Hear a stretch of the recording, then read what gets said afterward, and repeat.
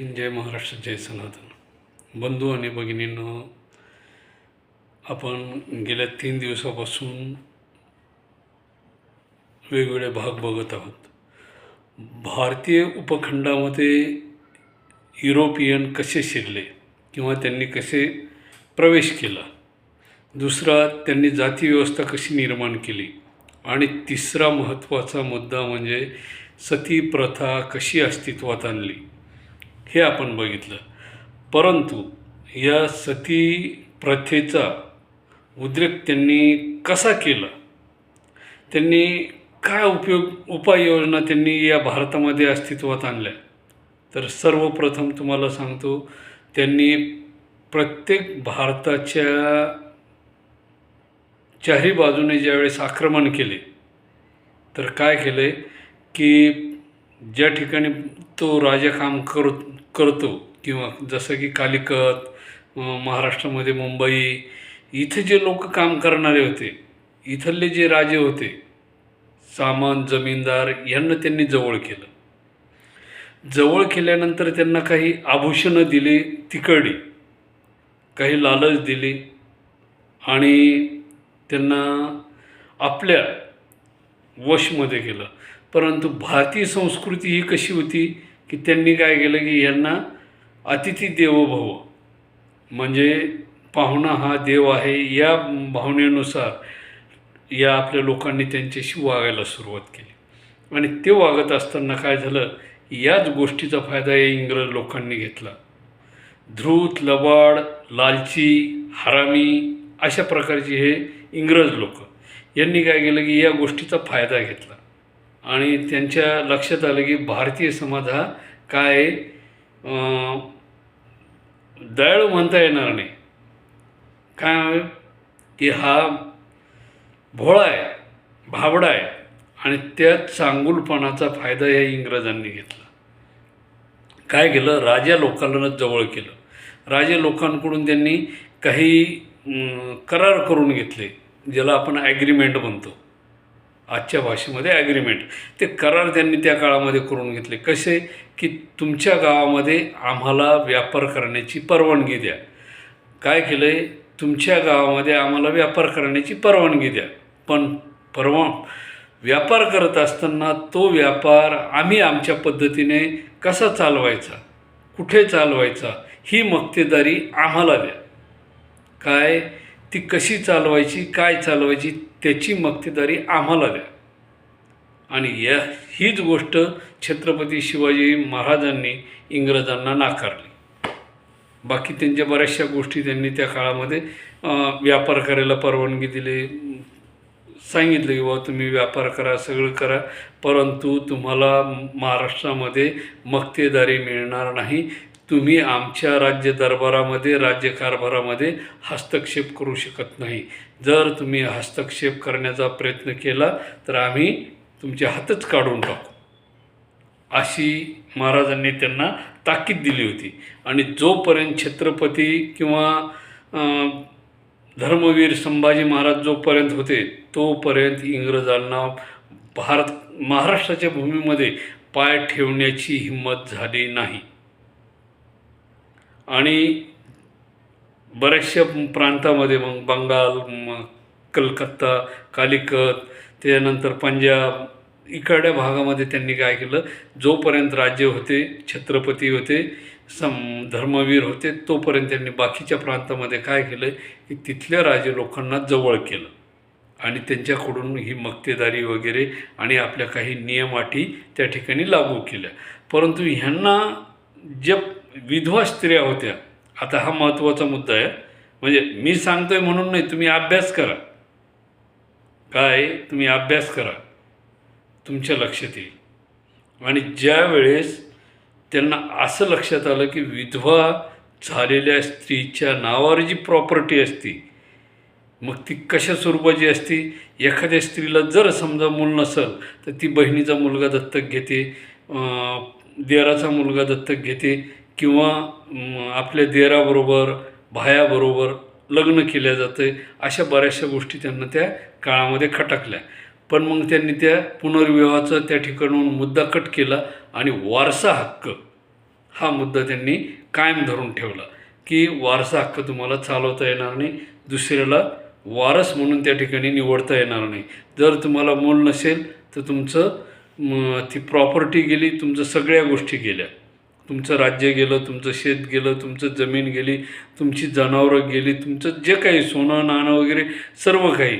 मग आता ही विधवा स्त्री ही कशी ओळखू यायला पाहिजे, काय ही विधवा स्त्री कशी ओळखू यायला पाहिजे? मग त्यांनी त्या काळातील कर्मठ ब्राह्मणाचा सहभाग त्या ठिकाणी घेतला. आता मी मागच्या व्हिडिओमध्ये तुम्हाला सांगितले ब्राह्मणाला भ्रष्ट कसं केलं इंग्रजांनी.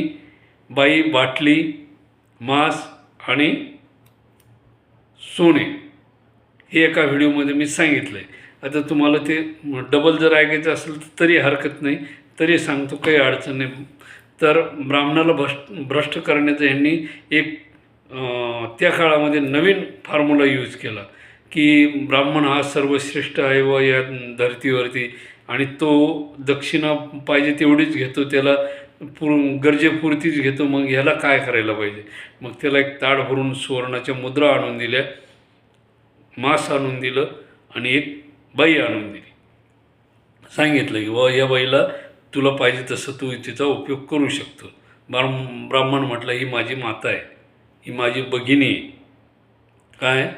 माझी माता आहे, माझी भगिनी.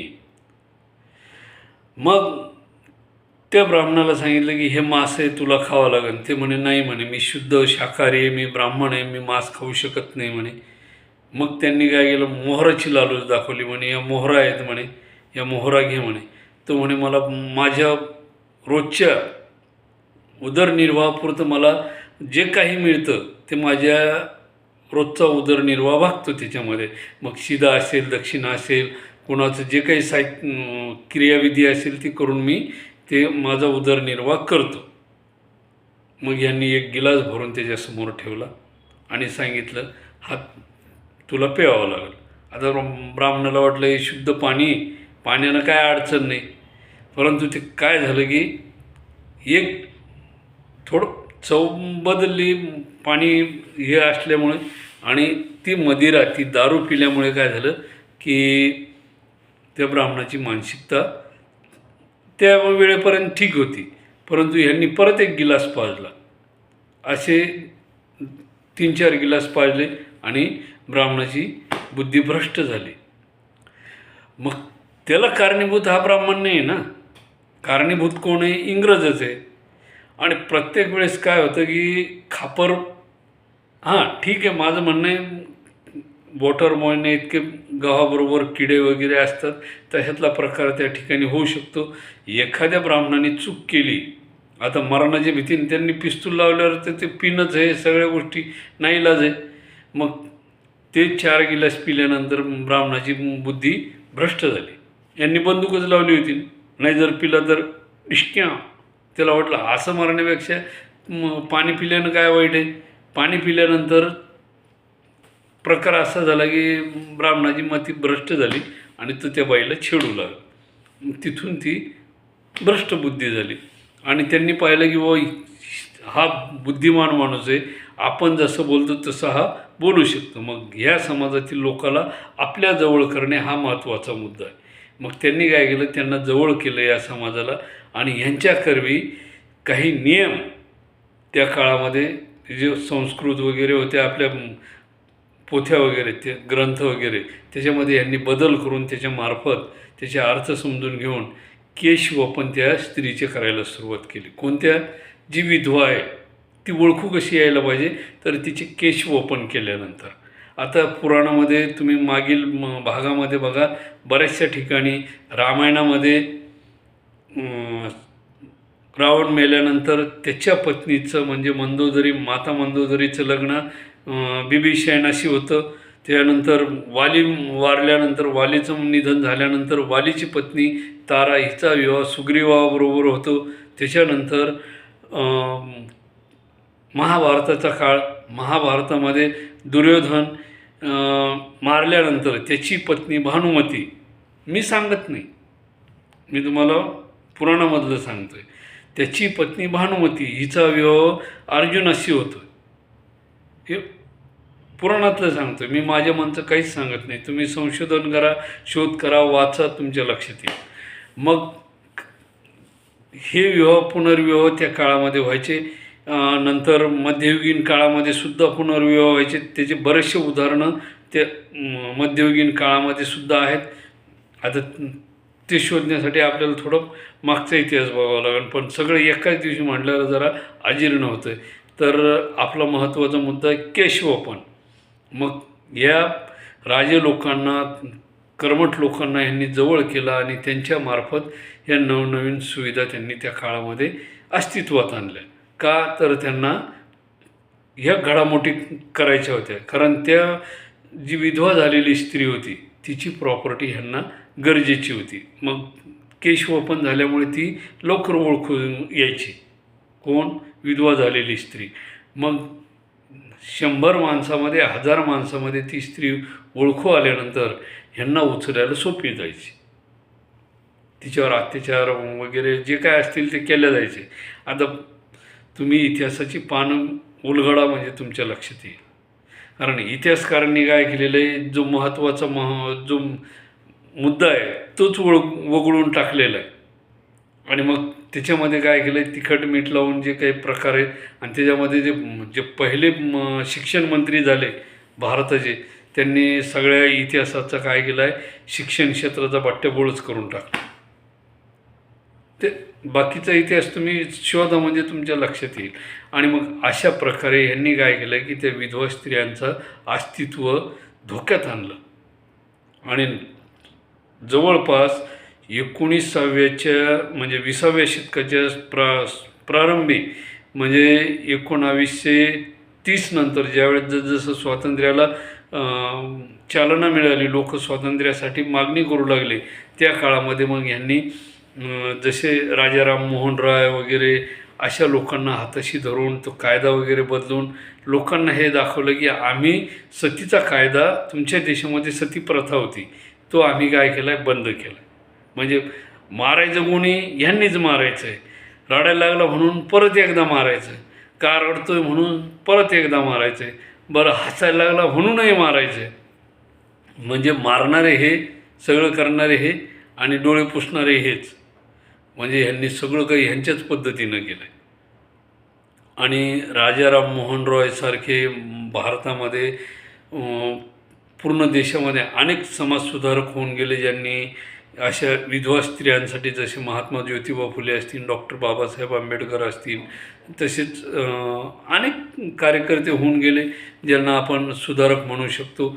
आणि बऱ्याचशा वेळेस काय झालं, लिहिताना काहींनी त्याचा विपर्यास केला.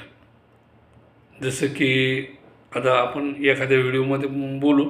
आपला महत्त्वाचा मुद्दा काय आहे की स्त्रियांना केशवपन करण्याचा प्रॉब्लेम काय, तर इंग्रजांनी ती प्रथा आपल्या भारतीय ग्रंथामध्ये स्त्रीच्या केशवपनाला, तुम्ही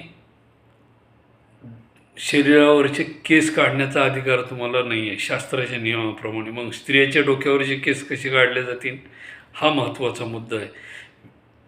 वेदामध्ये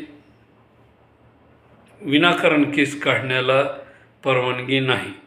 यांनी ह्यांच्या पद्धतीने त्याच्यामध्ये बदल करून म्हणजे एक विचित्र प्रकार काहीतरी निर्माण करायचा आणि लोकांना काय करायचं आहे, भ्रमित करायचं आणि परत सांगायचं की आम्ही तुमच्या देशामध्ये अशा पद्धती होत्या, त्यांना आम्हीच बदलवलं.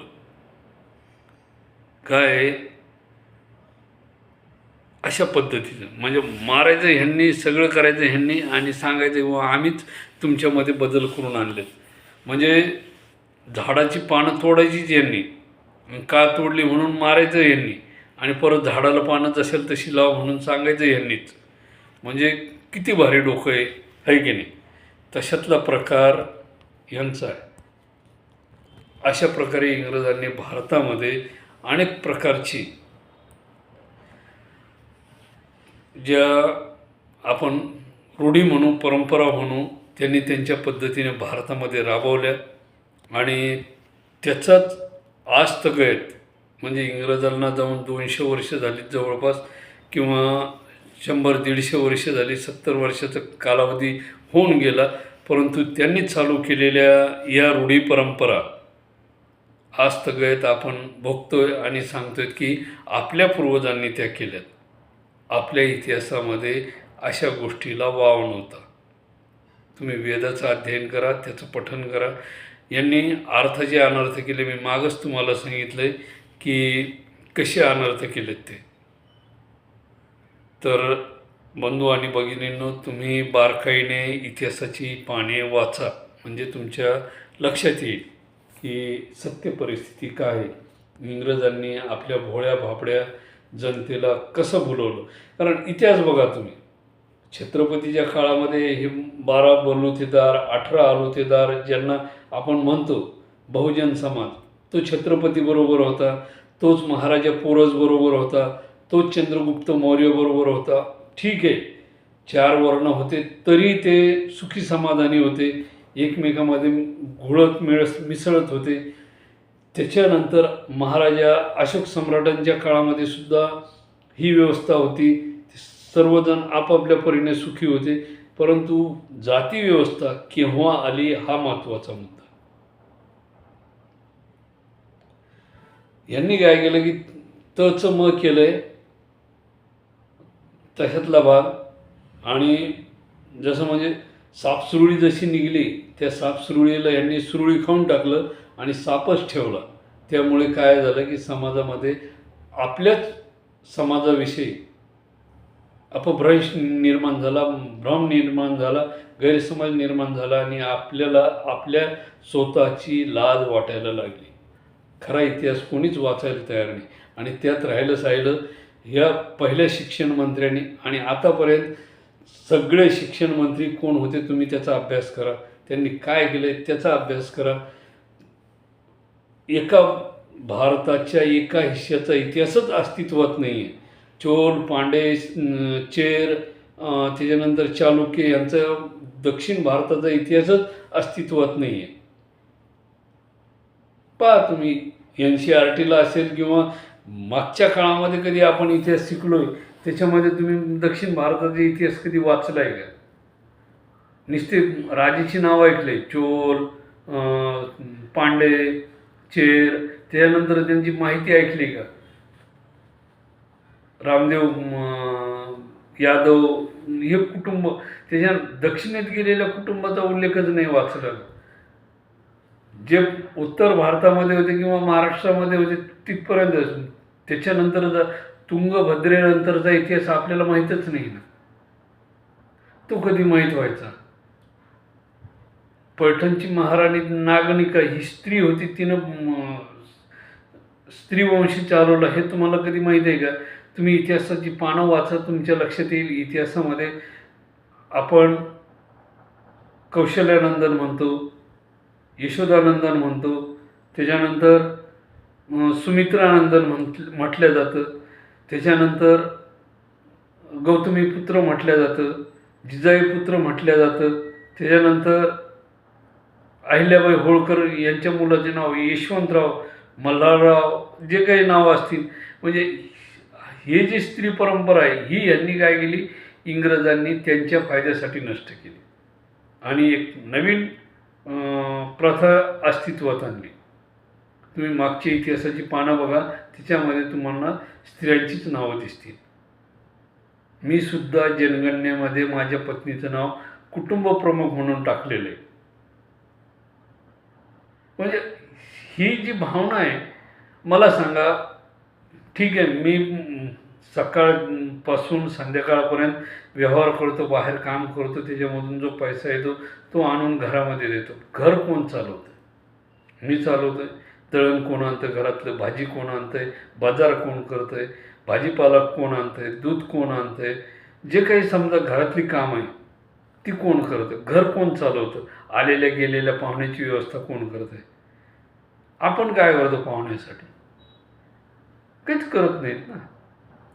घरी 2 स्त्रिया, लेडीज आल्या, महिला आल्या, त्यांची उठबैस कोण करतं? त्यांना ते साड्या वगैरे देणं वगैरे जे काय असेल, ठीक आहे, आपण पैसा आणून देतो, पण ते कशी साडी पाहिजे, त्या बाईला कशी आवडती, काय आवडती, आपल्याला माहिती आहे का? नाही. मग ते करतं कोण? बंधू आणि भगिनींनो, ती माता भगिनीच करते. आणि म्हणून घरामध्ये देशामध्ये स्त्री प्राधान्य असायलाच हवे, कारण ती पूर्ण व्यवहार करते. जनगणनेनुसार मी माझ्या पत्नीचं नाव टाकलेलं आहे कुटुंब प्रमुख म्हणून, कारण मी फक्त बाहेरून पैसा आणतोय. घर कोण चालवते, कुटुंबाला कोण सांभाळते, लहानाले लेकरं आहे, लहानाले मुलं आहे, आपण कामाला गेलो दवाखान्यात कोण नेणार, त्यांचं 1 नंबर 2 नंबर कोण करणार, आपण नाही करू. पहा, विचार करा. मी सांगतोय म्हणून नाही, तुम्हाला कितपत पटतंय त्याच्यावर विचार करा. आणि माझा व्हिडिओ तुम्हाला कसा वाटला, MPSC असो, UPSC असो, 10वी-12वीचे विद्यार्थी असो, जे काही असतील, हे माझे प्रत्येक व्हिडिओ तुमच्या उपयोगी आहेत, कामाचे आहेत. तुम्ही त्याचा अभ्यास करा, मनन करा, चिंतन करा. तुम्हाला व्हिडिओ कसा वाटला त्याबद्दलही तुम्ही कमेंटमध्ये सांगू शकता. लाईक करा, शेअर्स करा, सबस्क्राईब करा आणि होईल तिथपर्यंत आपल्या मित्रमंडळींना हा व्हिडिओ पाठवा. मी तर म्हणतो माता भगिनींनी शक्य जास्तीत जास्त या व्हिडिओवर, म्हणजे माझे बरेचसे मागचे पण व्हिडिओ आहेत, मी सामाजिकदृष्ट्या व्हिडिओ करतो, नैसर्गिक करतो, खगोलीय करतो. तुम्हाला जे पाहिजे ते ज्ञान तुम्हाला मिळू शकतं. तुम्हाला काय पाहिजे तुम्ही या माध्यमातून घेऊ शकता. आणि होईल तिथपर्यंत नवनवीन माहिती मी समाजासमोर आणण्याचा प्रयत्न करत आहे. त्या दृष्टीने तुम्हाला माझे व्हिडिओ कसे वाटले, काय वाटले, आपल्या प्रतिक्रिया ह्या फार महत्त्वाच्या, अत्यावश्यक आहेत. जय हिंद, जय महाराष्ट्र, जय सनातन. धन्यवाद.